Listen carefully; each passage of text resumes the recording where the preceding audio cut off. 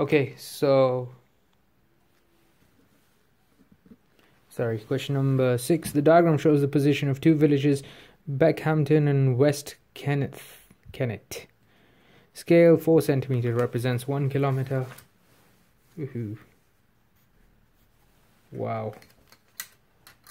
So 1 centimeter will represent, so you divide this by 4, that's 1, and that's 1,000 meters. Divide by 4, just 250 meters. A real distance. So annoying. Okay. What a random scale. So it's 9 centimeters. So it's 9 times 250. 9 times 0, 9 times 4, 9 times 2 is 1822. 2,250 meters, which is 2.25 kilometers. You can divide this by 1,000. Okay, 2.25. Right, the village Avebury or Avebury is on a bearing of 38 degrees from Beckham's village. Okay. On the diagram, A is 6 centimeters from B. Okay, so we need a bearing of 38 degrees. I'm going to quickly draw bearings, an angle of 38 degrees about there. And the distance should be 6 centimeters. I'm not going to measure in inches. I want 6 centimeters. So I've got 6 centimeters. Is the point aligned? Yes, it is aligned. Right. Measure again is at 38. Remember, you got 2-degree accuracy.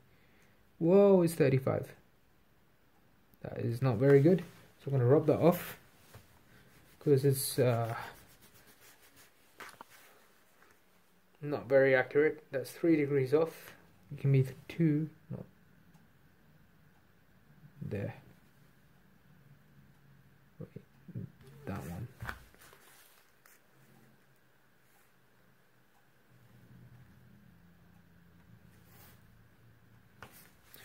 There, slightly away. That's more like it. So that's 038 degrees. Label across A. That's Avebury for you. Right, there's 1, 2, 3 more questions. These questions are quite similar. This one says the diagram shows the position of two boats P and Q, bearing of boat R from boat P. Okay, let me try and do this. I've got about 10 minutes recording time left. And the bearing of boat R from boat P is 60 degrees. So what I do is I measure an angle of 60 degrees.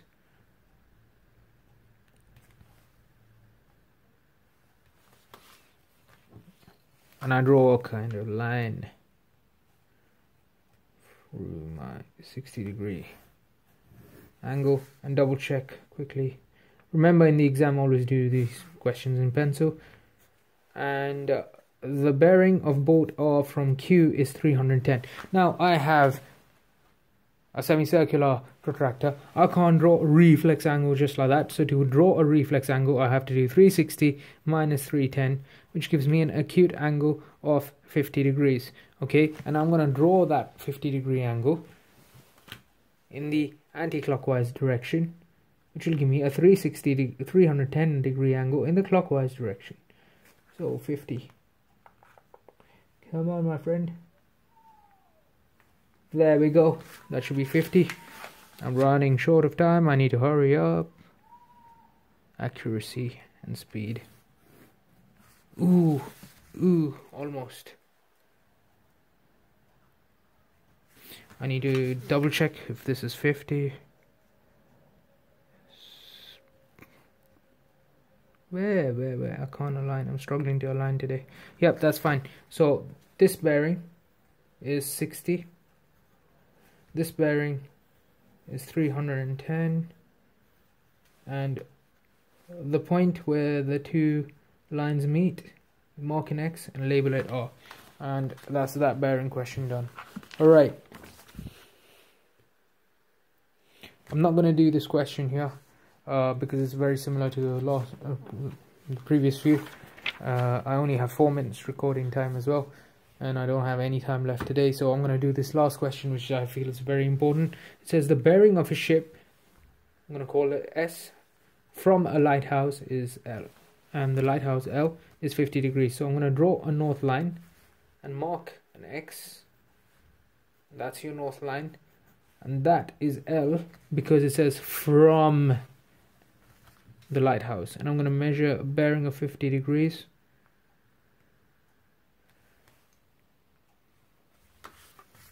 So there we go, it's 50 degrees.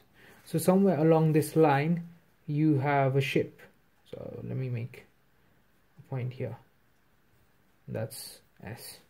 Work out the bearing of the lighthouse from the ship. Now I don't need to measure this, okay? As I told you, the two north lines are parallel.